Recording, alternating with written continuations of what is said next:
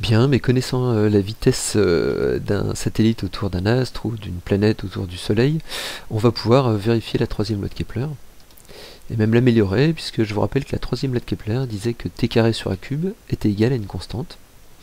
Donc t carré, c'est la période de révolution, hein, c'est la durée nécessaire pour que le satellite fasse une révolution complète autour de l'astre attracteur. Et a cube, dans notre cas, ça va correspondre au rayon, puisqu'on s'est limité à une trajectoire circulaire. Alors, pour accéder à la période, on va donc se rappeler que la période, c'est le temps qu'un satellite parcourt toute la distance, donc qui correspond à ce cercle-là autour du Soleil. Donc il parcourt en fait la circonférence. Et connaissant sa vitesse, on va pouvoir calculer la période, puisque la période, selon la relation t est égal à d sur v, la période, ça sera la circonférence divisée par la vitesse. Or, vous savez qu'en mathématiques, la période, c'est 2πr. Hein. Donc, on va simplement calculer 2πr divisé par la vitesse. Alors, petite simplification, là. Nous, l'expression qu'on a trouvée de la vitesse, elle a une racine carrée. Ça va pas être très facile à calculer, même si ça se fait, si on garde cette racine carrée. On a une racine carrée, et de plus, on sait que dans la loi de Kepler que l'on cherche, il y a un carré qui est ici. Donc on a tout intérêt à porter cette expression au carré. Ça va nous simplifier tout le travail, puisque ça va supprimer cette racine carrée, et on ira directement vers la loi de Kepler. Donc c'est ce qu'on fait. On prend toute l'expression hein, que vous avez là, et on la porte au carré. Donc ça nous donne ceci. Hop. Donc au lieu d'avoir 2πr divisé par v, on va avoir 2πr au carré divisé par v au carré.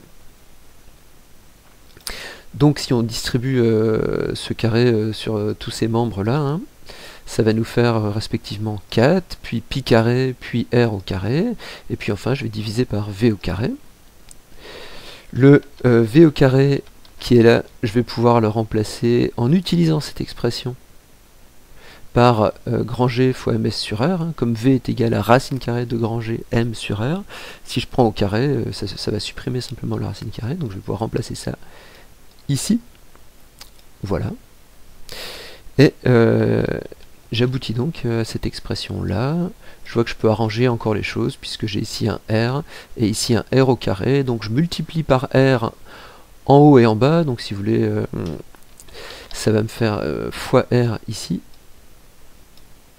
et fois r là, j'ai le droit, hein, puisque c'est une fraction, si je multiplie en haut et en bas par le même nombre, ça va revenir au même, et là je vais pouvoir simplifier le r, tac, alors que là, r fois r au carré, ça me fera donc ici r cube.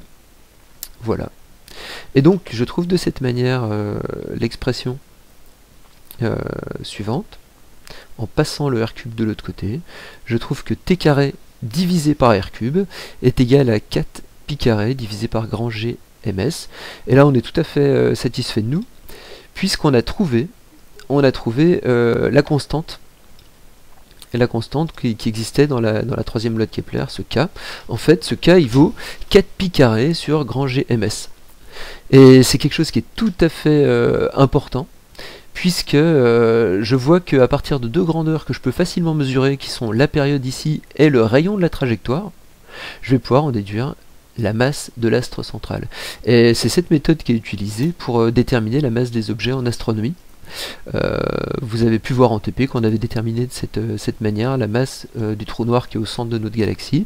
On va pouvoir faire une petite activité là par la suite et déterminer la masse du Soleil. Donc on va utiliser la loi qu'on vient de trouver pour déterminer la masse du Soleil. Donc on part de cette expression là, qui est la troisième loi de Kepler généralisée. Donc ce qui est la première chose à faire, hein, c'est d'isoler ms. Ensuite, on pourra le calculer en utilisant la période de révolution de la Terre autour du Soleil, hein, donc 365 jours, et puis le rayon moyen de l'orbite terrestre, qui est 1,5 10 puissance 11 mètres. Il faudra faire attention aux unités.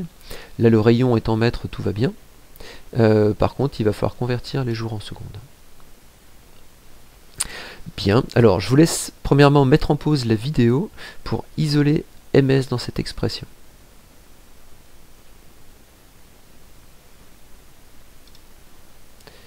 Voilà, je pense que vous avez trouvé cette valeur là, enfin cette expression plutôt.